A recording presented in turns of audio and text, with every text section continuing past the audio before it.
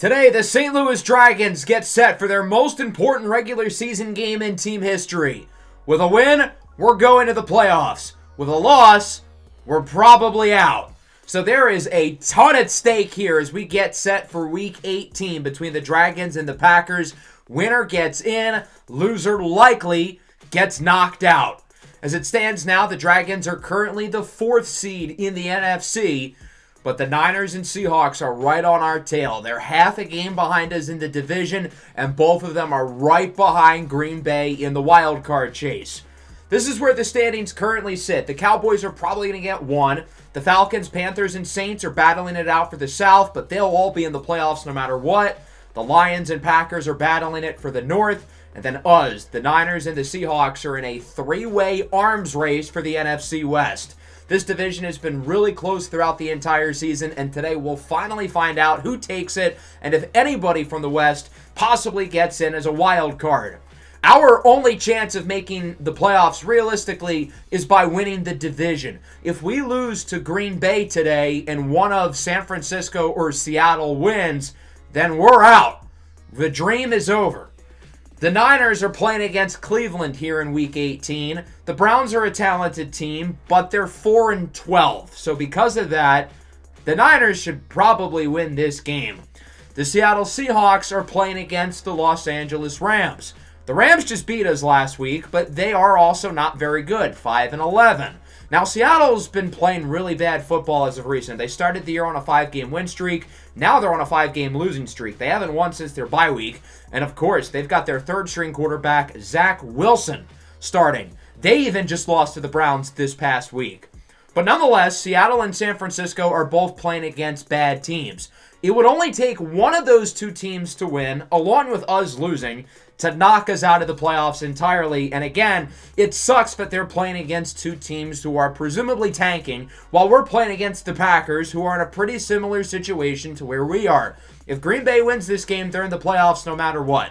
They're not a guarantee to win their division, being that Detroit is a game ahead of them, but the Packers would at worst get a wild card spot with a win today. So in general, both of these teams are pretty much in the exact same spot. The Packers being good this year was a major surprise because last season they had the worst record in the NFL. Their quarterback mismanagement has been interesting, but maybe it's turned out to be a good thing. They had Jordan Love playing well. They replace him with Johnny Gordon in the second round. They get the number 1 pick and don't choose a quarterback. Johnny Gordon's numbers haven't been all that good, but this team is finding ways to win games, I guess with the power of friendship. Gordon's been playing pretty well as of late, and he's got plenty of weapons. Khaled Garrison has become one of the best running backs in the NFL in a very quick amount of time. If you're drafted in the top 10 as a running back, you are expected to be elite, and boy is he. Jaden Reed, Cap Crew, Hollywood Brown, and Christian Watson lead a very deep receiving core. And at tight end, they've got Sam Laporta. Seeing him on the Packers makes me want to throw up. On defense, they are led by the number 1 pick in this year's draft, Dean McKennedy, who is already a 95 with morale. He has 17 tackles for loss and 13 sacks, proving that Green Bay might have made the right decision picking him number 1 overall. Jair Alexander, Quay Walker, Micah Boston, Rashawn Gary, and Kenny Clark also headline a very talented squad on the defensive side of the ball. It's no secret how the Packers have gone from 2 wins to 9. Of course, we've had a handful of injuries this year. Most recently, last week, the rookie running back Milan Santa breaking his foot. He's out for the year, and we've now got an extra roster spot with him on IR. We are not going to pick up a replacement running back, though. Darwin Juskins, I think, can lead the way. Joe Mixon has played really well. And then Davis and Headliner are both good depth options.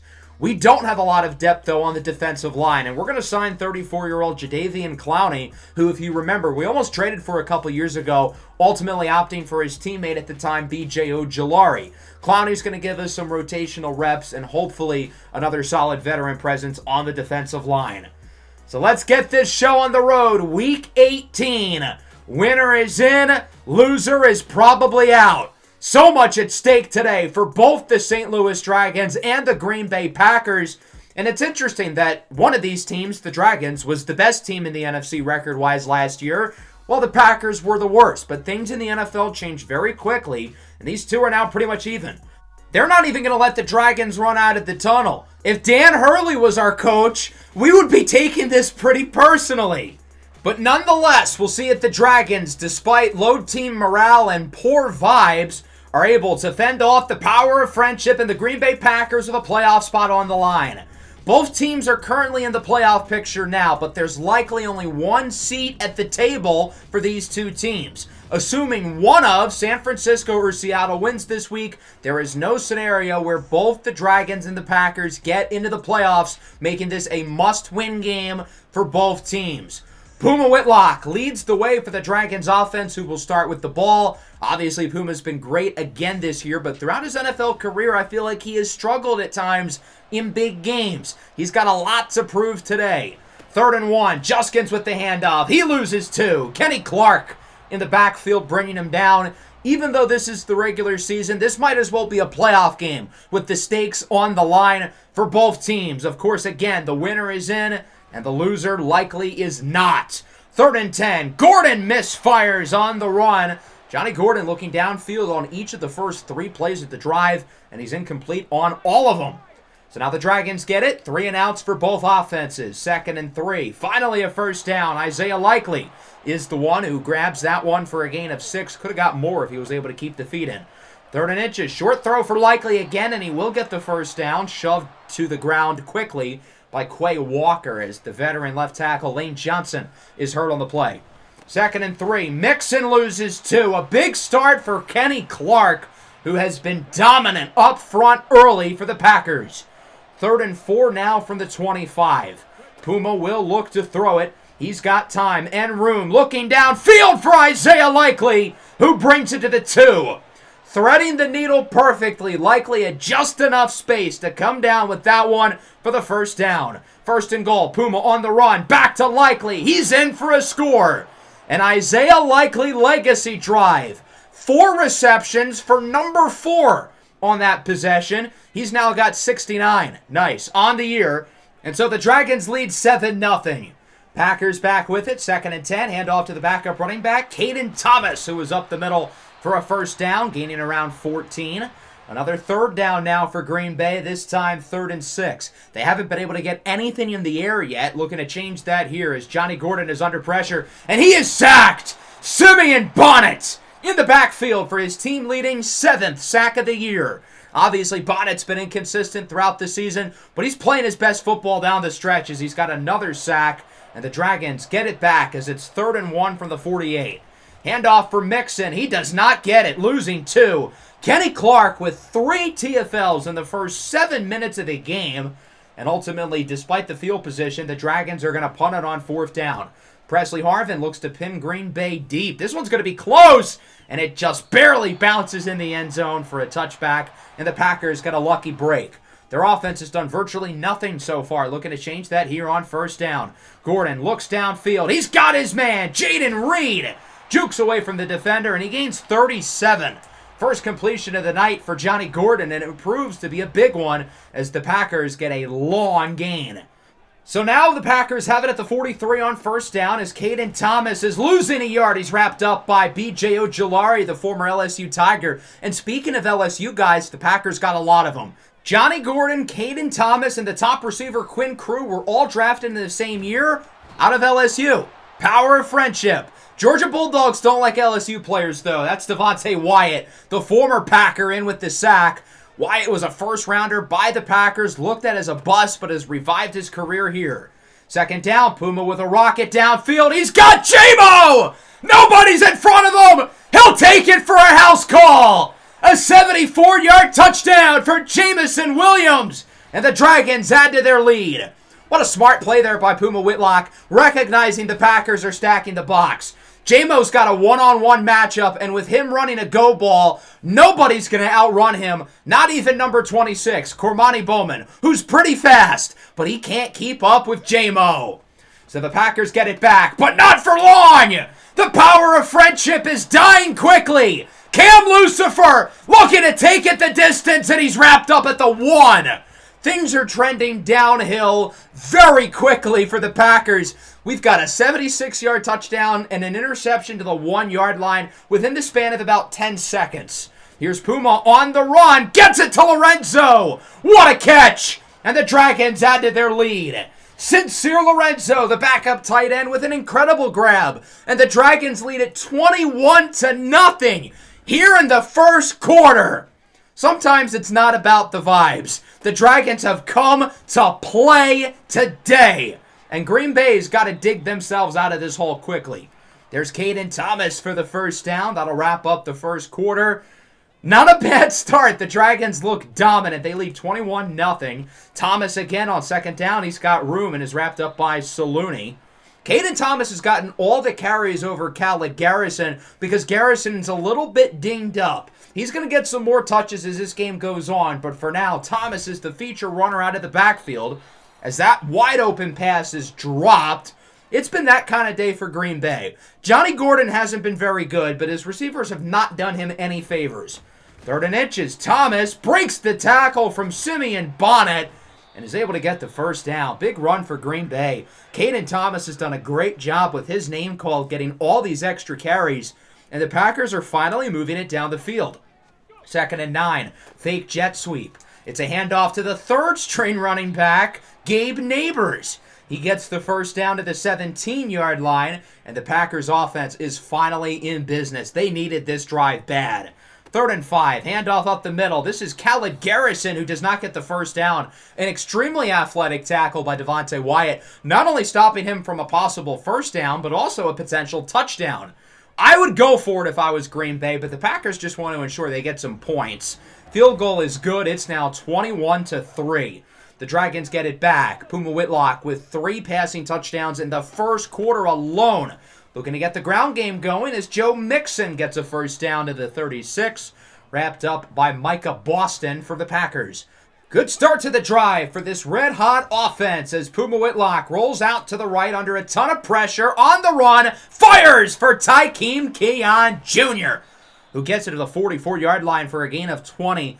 That's the Puma Whitlock experience. Even under pressure, he will make those big-time throws. Halfway through the second now, Puma looks to throw it under pressure again, and he's got Arturo Modelo, who brings it past the 30. With how good this passing attack has been, you would think that Modelo's been a big reason why, but he hasn't. That's just his second catch of the game.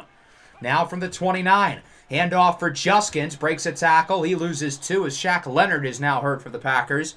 The Dragons' run game has been on and off so far, but it hasn't mattered with how well Puma Whitlock's played. 3rd and 10. Puma looks downfield. He's got Jamison Williams wide open. He brings it to the 4. J-Mo's only got 2 catches today, but he's also got 101 yards here in the first half. Now from the 4-yard line with 4 to go in the half, Puma looking short under pressure, and he will fire for J-Mo once again. Jamison Williams with his second touchdown of the first half, and it is now a 28-3 lead. I will say, in pretty much every Dragons game, you can never get too comfortable with the lead, whether the Dragons are ahead or behind. But this is a pretty big deficit. Packers hoping to get something going as Jaden Reed brings it to the 49. Johnny Gordon is 3 for 11 with 78 yards. What a weird stat line. All 3 receptions have been hauled in by Jaden Reed, the only Packer to catch a pass so far. Here's Khaled Garrison, gets by Lucifer, breaks the tackle from Hooker. He gets it to the 29 as Orlin Babylon is now dinged up for St. Louis. Green Bay has not gotten better on defense, but I will say this looks like back-to-back strong drives on offense, and it's because of how well they're running the ball. Garrison to the 15. It hasn't mattered who's been in the game at running back, whether it's Garrison or Thomas. The Packers have ran it down the Dragons' throats. Gordon has an open touchdown, and it's dropped again. Johnny Gordon has not been good, but these receivers have been just as bad, other than Jaden Reed. 3rd and 5. Garrison gets the first down, but barely, as now Netane Muti is hurt. What is on this Lambeau turf today? My goodness. 2:10 to go in the first half. 1st and goal from the 4. It's Khaled Garrison losing 2. A big TFL by DeJuan Overton. Now at the 2-minute warning, Gordon goes empty. 5 receivers set for the Packers as he's got an open man in the back of the end zone. It's caught for a score. It's Bam Bam Sam. Sam Laporta with the touchdown. I still want to throw up seeing him in those colors, by the way. But nonetheless, it's now 28-10. Puma on 3rd and 3, looking short for Sincere Lorenzo, who's got one of Puma's 4 passing touchdowns today. He gets the first. Puma Whitlock has already tied his career high in touchdowns in a game, and we're in the first half. Darwin Juskins breaks away to the 39. St. Louis uses their first timeout with 43 seconds left on the clock. Following play, Puma looks to throw it. He's up the middle for Isaiah Likely, who's had a very impressive first half. He gets it to the 23 as the Dragons use their second timeout. 3rd and 5, Puma looking for Modelo. He hauls it in, quickly hit by Quay Walker. That'll go for a first down, and the Dragons use their final timeout. They're going to keep the offense out on the field, looking for the big play before the end of the half. Puma looking deep. He's got Likely! It's Isaiah Likely, who is in for a score. Puma Whitlock has thrown for a career-high 5 touchdowns today, and he's done it in one half. Isaiah Likely with his second score of the game, his 8th of the year. Isaiah Likely has recorded exactly 8 receiving touchdowns in the past 4 seasons. Very impressive. And with that, we will wrap up the first half. The Dragons lead it 35-10.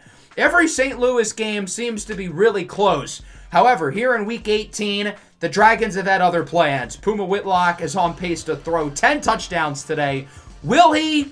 Probably not, but it is still cool.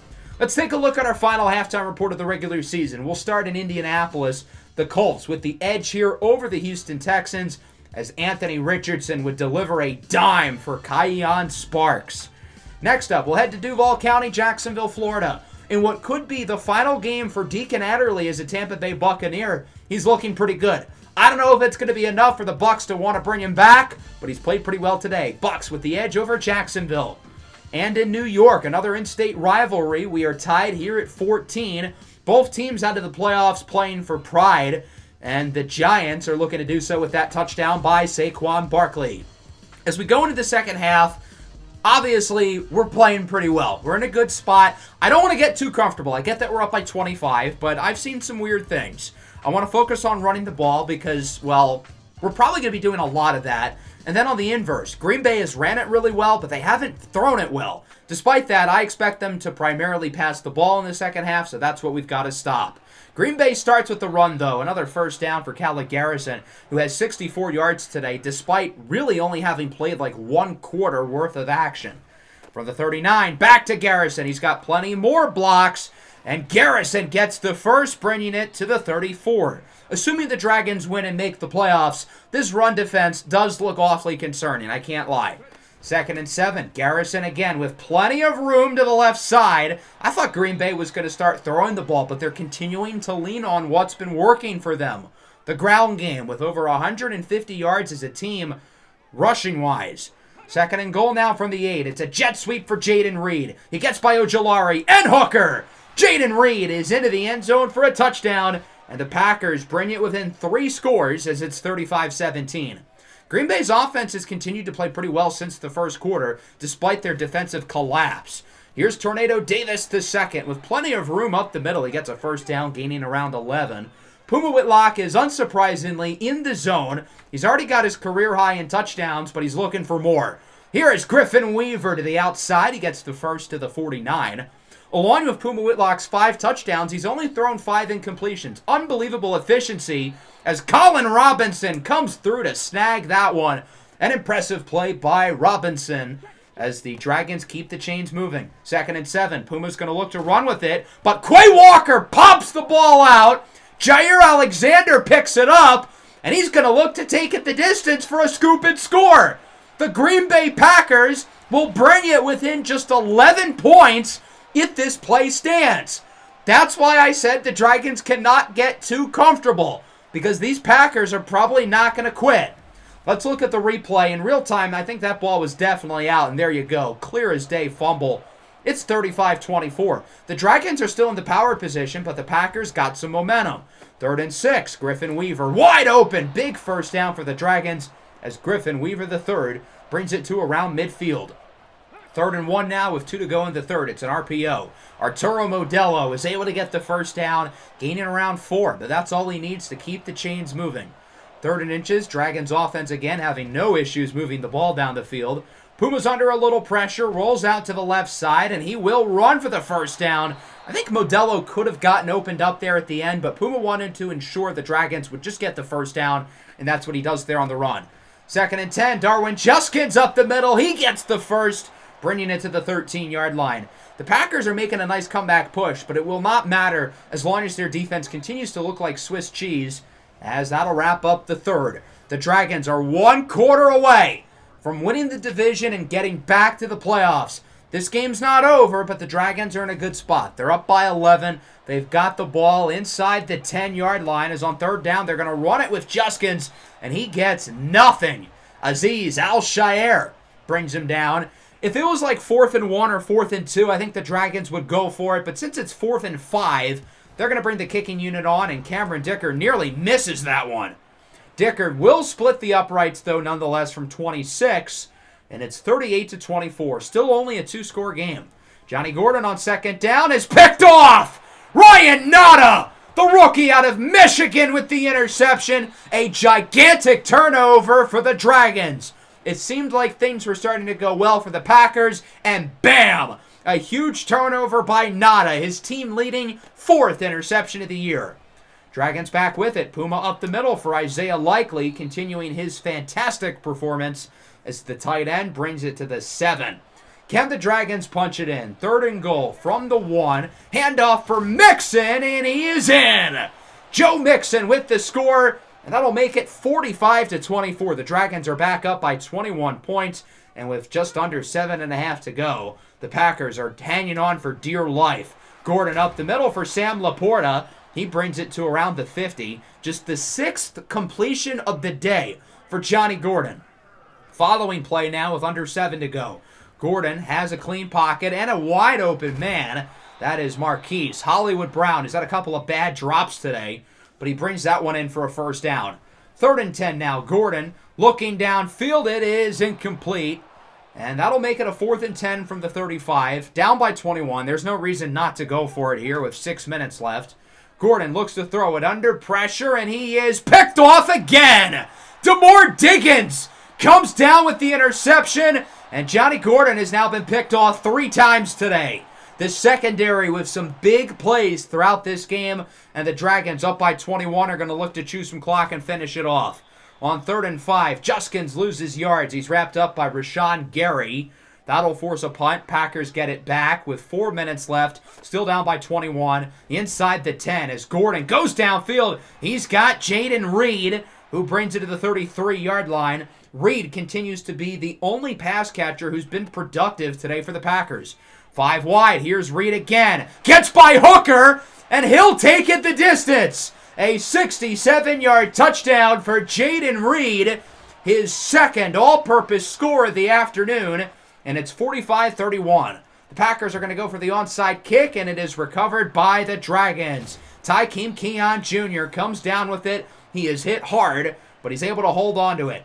The Dragons are chewing some clock now, looking to finish it off with a first down. As on 3rd and 9, Juskins rolls forward for a gain of 6, and that'll bring us to the 2-minute warning.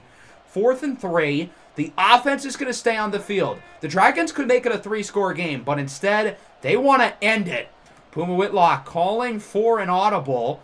We'll see what the game plan is here. The Packers had a stacked box originally, so the Dragons are now going to possibly look to throw the ball. That's exactly what they do. Puma Whitlock has open rushing room. He'll take it himself, sliding at the 12. He could have gotten more there, but he wanted to get the Dragons more room to chew clock.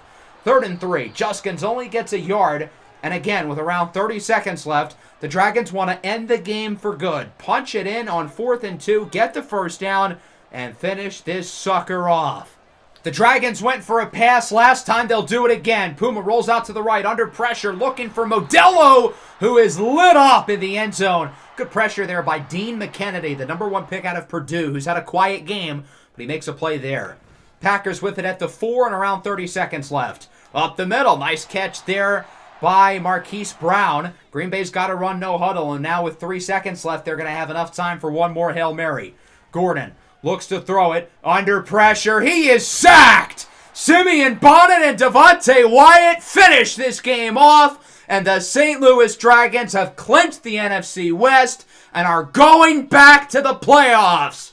It certainly has not been an easy push in this division race, and for most of the year, it looked like Seattle's division to lose. But with Bryson Bawanya and Tyler DeWin both getting hurt, that opened up the door for us. We capitalize, and we'll finish the regular season with a record of 10-6-1, and either the 4 seed or the 3 seed, depending on what happens with the Lions game. And it is worth noting that Detroit now officially clinches the NFC North with the Packers losing. A lot of offense in this game. We got to start with Puma Whitlock, who was brilliant in the first half. He could have ran up the score if he wanted to, but we didn't really ask him to do a whole lot in the second half, being that we were up the entire time. Puma made big throws throughout the whole game and was just excellent. As for Johnny Gordon, not so much. He completed 39% of his passes, throwing 3 interceptions. He did have some impressive throws downfield, though. The one area where the Packers had the better of us was the ground game. Green Bay ran for nearly 200 yards. We've got to put a stop to that going into the playoffs. Isaiah Likely, Arturo Modelo, Jaden Reed, Griffin Weaver, Jamison Williams amongst the notable receivers. And then defensively, it wasn't perfect, but we forced turnovers and we sent pressure. 3 sacks, whereas Green Bay had none. Shout out to Devontae Wyatt and Simeon Bonnet, along with the interceptions from Nada, Diggins, and Lucifer. Green Bay, of course, had the scoop and score, though, from Quay Walker and Jair Alexander. So with that, the Dragons are going back to the playoffs, but we do have a new injury, and it is unfortunately to Oral and Babylon. Good thing we signed Jadeveon Clowney, needing some of this extra depth up front. He will be out through the NFC Championship game. It's been a tumultuous Season 5 for the Dragons, who really did not live up to expectations after winning 12 games and getting the number 1 seed last year. Vibes and morale have been low, but we've been able to push through. The largest margin of defeat throughout the entire season was 14 points. This game against the Packers, interestingly. Let's take a look at the team stats, and then we'll go through our studs and duds of the year. We'll start with the quarterback, Puma Whitlock, who misses out on a career high in passing yards by just 9. He does throw for a career best 38 touchdowns. He limited the interceptions down the stretch, finishing with 12. Got sacked the least amount of times in his career while completing 67% of his passes and being effective on the ground, minus the fumbles. Overall, a great performance from Puma Whitlock through the entire season. He's playing his best football going into the playoffs. He's played really well in his college career in the playoffs. It hasn't translated yet through the 2 NFL playoff games he's played, but hopefully that changes this year. The run game had its ups and downs. Of course, we will be without Milan Santa in the playoffs, but Darwin Juskins is really good, and Joe Mixon's been an excellent addition. Arturo Modelo had an incredible season receiving-wise, leading the NFL in receptions and receiving yards. Jamison Williams also with 1,000 yards despite missing 3 games. Griffin Weaver stayed healthy the whole year for the first time. Isaiah Likely was really good. Colin Robinson showed flashes. The offensive line was a mixed bag. Jawan Taylor and Zach Tom were not good, but other guys like Samandre Mack and Lane Johnson were good. Defensively, also a mixed bag. Samasoni Saluni, one of 4 players with 100 tackles. Simeon Bonnet leads in TFLs and sacks. Our team had to have set the record for the most different players this year with a sack. In terms of the turnovers, the rookie Ryan Nada led the way in interceptions with 4, despite playing less than 40% of the defensive snaps. Fofana, Diggins, and Lucifer with 3. Last year, our team led the league in forced fumbles. This year, we only forced 2, and we only had 1 recovery. The scoop and score by Owen Popo just a couple of weeks ago. Cameron Dicker only missed 5 kicks, 2 field goals, and 3 extra points.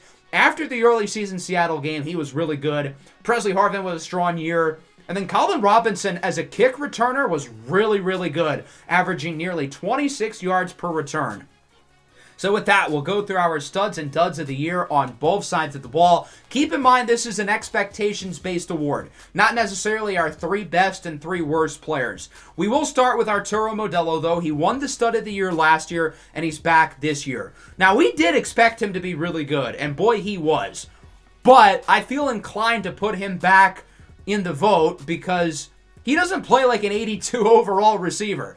The guy has gotten pretty much 3,000 receiving yards over the last 2 seasons. Now, interestingly, he had less receptions, yards, and touchdowns than last year, but he was still the most statistically impressive receiver in the NFL. And if you're doing that as an 82 overall, I've got to put you on the list. Our second stud of the year candidate is Samasoni Saluni on the defense. Didn't necessarily rack up anything turnover-wise, but I feel like he has steadily improved through his 3 seasons with our team. Led the NFL in tackles with 140. That's remarkable for a safety. And he did so while playing really good run defense, and he wasn't bad in coverage at all. I feel like he really improved throughout the season and his career as a cover player. The third and final candidate is going to be Colin Robinson, and this is an interesting one because Robinson is not a starter, and the numbers aren't necessarily going to pop off the page. He only caught, 28 passes for 400 yards, but in the games that he was used as a receiver, he was really good. The 2 games he played the most, he had 9 for 105 and 8 for 144. And that's not to mention he was one of the best kick returners in the NFL. For a guy who at the beginning of the season barely made the roster, we're looking at possibly a starter next year with Weaver and Keon on the last year of his deals, and possibly an all-pro level kick returner. Honorable mentions include Samandre Mack, the former first-rounder, who was one of the unsung heroes of this team. And then Ryan Nada, who again played less than 40% of the snaps, but he was dynamic on the field, and he's going to play a whole lot more starting this year in the playoffs. I also want to shout out Malik Hooker and Cam Lucifer. Both of them were really good as well. Let's go to the dud of the year. We'll start on the offensive line. We paid Jawan Taylor $26 million this year, and I will give him some credit. He played better as the year went along, but being ranked as the 7th ranked right tackle in the game, he just was not good enough. Now, luckily, he only signed for a 1-year contract. We're not going to pay him $26 million again next year. If we bring him back, it's going to be for a lot cheaper, but he did not play up to his price tag.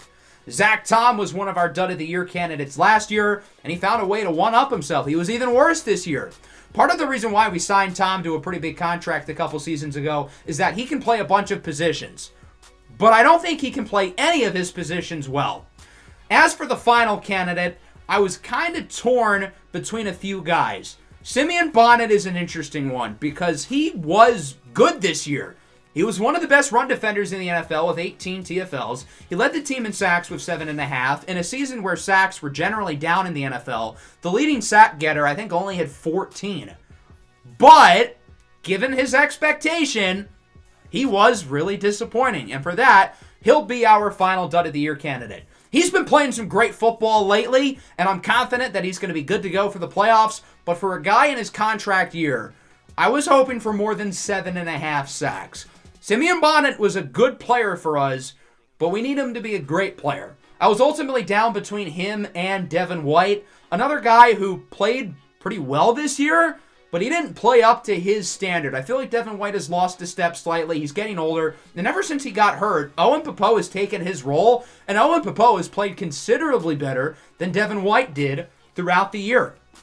So with that, let's find out who we're going to play against here in the first round. We're going to be either the 3 seed or the 4 seed, depending on what happens with Detroit, meaning we're going to play against one of the wild card teams, and it's going to be one of the 3 NFC South squads: Atlanta, Carolina, and New Orleans. The 3 of them are going to finish between the 2nd seed along with the 5th seed or the 6th seed. So we're guaranteed to face off against one of them. Currently, it's projected to be Carolina. If Atlanta wins their game here in Week 18, they'll get the 2 seed, and it'll be down to Carolina and New Orleans. We've got some history with these teams. We played against both Atlanta and Carolina in the playoffs last year, so let's see who it's going to be. And unfortunately, you guys are going to have to find out in the next episode.